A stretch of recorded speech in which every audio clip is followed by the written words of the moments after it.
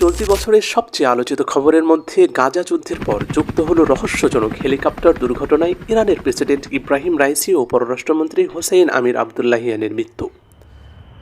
রোববার ইরানের পূর্ব আজারবাইজান প্রদেশের জুলফা এলাকায় দুর্ঘটনার কবলে পড়ে প্রেসিডেন্ট ও পররাষ্ট্রমন্ত্রীকে বহনকারী হেলিকপ্টারটি। বিশ্লেষকরা মনে করছেন, ভূরাজনীতির প্রভাবশালী এই দুই কর্তা ব্যক্তির মৃত্যুতে অনেকটাই পাল্টে যেতে পারে মধ্যপ্রাচ্যের রাজনৈতিক সমীকরণ। তবে কি এই মৃত্যু থেকে সবচেয়ে লাভবান হবে ইসরায়েল? রাইসির মৃত্যু মধ্যপ্রাচ্যকে কিভাবে প্রভাবিত করবে? এই পুরো ব্যাপারটা নিয়ে আলোচনা করব আজকের ভিডিওতে। বন্ধুরা, নিয়মিত শিক্ষণীয় সব ভিডিও পেতে আমাদের চ্যানেলটি সাবস্ক্রাইব করে রাখুন। তাহলে চলুন শুরু করা যাক আজকের ভিডিও। বার্তা সংস্থা অ্যাসোসিয়েট প্রেসের এক প্রতিবেদনে বলা হয়, মধ্যপ্রাচ্য জুড়ে চলমান সংঘাতে ব্যাপক প্রভাব ফেলবে ইব্রাহিম রাইসি ও হোসেইন আমির আবদুল্লাহিয়ানের মৃত্যু। গত কয়েক দশক ধরে মধ্যপ্রাচ্য জুড়ে সক্রিয় সশস্ত্র গোষ্ঠীগুলোকে সামরিক সহায়তা দিয়ে আসছিল তেহরান। বিশেষ করে Lebanon, Syria, Iraq, Yemen, Bahrain ও ফিলিস্তিনের সশস্ত্র গোষ্ঠীগুলোর অর্থ ও সমরাস্ত্র অন্যতম যোগানদাতা ছিল ইরানের ইসলামী বিপ্লবী রক্ষী বাহিনী। নতুন প্রেসিডেন্ট এতটা আগ্রাসী হয়ে উঠবেন কিনা সেটা এখন বড় প্রশ্ন এসব সশস্ত্র গোষ্ঠীর কাছে। এসব গোষ্ঠী মধ্যপ্রাচ্য, আমেরিকা ও ইসরায়েলের স্বার্থের জন্য ক্রমাগত হুমকি তৈরি করে আসছিল। এর মধ্যেই গত মাসে ইব্রাহিম রাইসির সরকার সরাসরি ইসরায়েলের অভ্যন্তরে ড্রোন ও ক্ষেপণাস্ত্র হামলা করে। পাল্টা প্রতিক্রিয়ায় ইসরায়েল ও ইরানের ইস্পাহান শহরে ড্রোন ও ক্ষেপণাস্ত্র হামলা চালায়। এই ঘটনার আগে কেউ কখনো কল্পনাই করতে পারেনি মধ্যপ্রাচ্যের কোনো দেশ ইসরায়েলে হামলার সাহস করতে পারে। সেই অসম্ভবকেই সম্ভব করে দেখিয়েছিলেন ইব্রাহিম রাইসির সরকার। শুধুই হামলা নয়, কয়েক দশক ধরে ইরানের পরমাণু কার্যক্রম নিয়ে বেশ অসন্তুষ্ট ইসরায়েল ও পশ্চিমা দেশগুলো।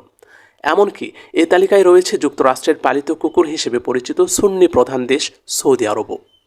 আর পশ্চিমাদের এসব শক্তির কোনো তোয়াক্কা না করে পরমাণু কর্মসূচি আরও জোরদার করতে অগ্রণী ভূমিকা পালন করেছেন ইব্রাহিম রাইসি।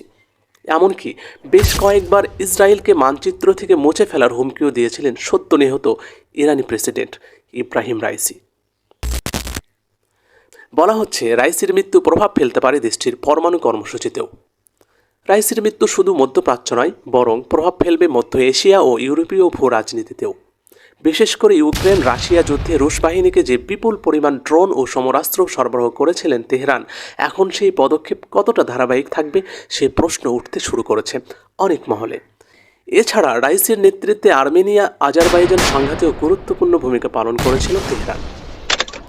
রাইসিকে কেন ভয় পেতেন ইসরায়েলের নেতারা? ইসরায়েল এখন স্বস্তির নিঃশ্বাস নিতেই পারে। মধ্যপ্রাচ্যে তাদের সবচেয়ে বড় শত্রু দুনিয়া থেকে বিদায় নিয়েছে। যদিও কঠোর অনুশাসন মেনে চলা দেশ ইরানের ক্ষেত্রে ইসরায়েলের এই স্বস্তি কতদিন স্থায়ী হবে সেটা সময়ই বলে দেবে।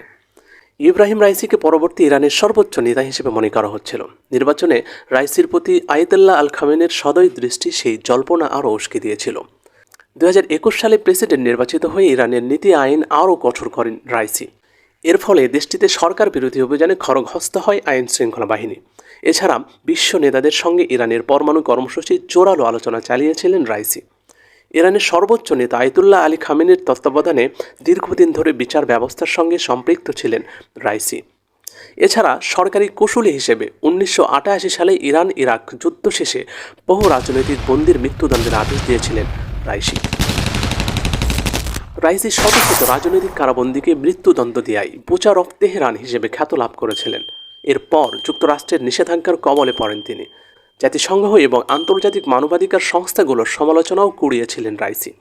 2006 সাল থেকে অ্যাসেম্বলি অফ এক্সপার্টের সদস্য হিসেবে দায়িত্ব পালন করেছেন তিনি। এই অ্যাসেম্বলি অফ এক্সপার্ট সর্বোচ্চ নেতা নিয়োগ এবং পরামর্শ দেওয়ার কাজ করে থাকে। দীর্ঘদিনের বোঝাপড়ার কারণে রাইসিকে খামেনির উত্তরসূরি মনে করা হতো, আর এটাই ইসরায়েলের নেতাদের জন্য ভয়ের কারণ হয়ে দাঁড়িয়েছিল। 85 বছর বয়সী খামেনি প্রায় অসুস্থ থাকতেন। তাই রাইসির মতো একজন কট্টর নেতা ইরানের পরবর্তী সর্বোচ্চ নেতা হলে ইসরায়েলকে এক দণ্ডও শান্তিতে থাকতে দিতেন না। এর নমুনাও কয়েক সপ্তাহ আগে দেখেছে ইসরায়েল। তাই ইসরায়েলের নেতারা খামেনির চেয়ে রাইসিকে বেশি ভয় পেতেন। ইসরায়েলি রাজনীতিক থেকে ধরে সামরিক কর্মকর্তারা যে রাইসিকে ভয় পেতেন তা দেশটির সাবেক একজন সেনা কর্মকর্তার কথায় উঠে এসেছে। ইসরায়েল ডিফেন্স ফোর্সের গোয়েন্দা অধিদপ্তরের সাবেক প্রধান মেজর জেনারেল তামিম হাইমান বলেছেন, রাইসির চেয়েও ভয়ঙ্কর কাউকে খুঁজে পাওয়া কঠিন হবে।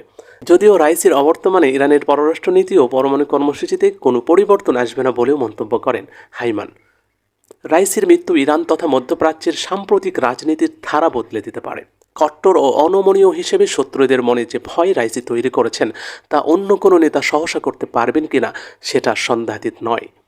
আর খামেনির জন্য এটা একটা বড় ধাক্কা, কারণ রাইসি তার নীতির কঠোর বাস্তবায়ন করেছেন।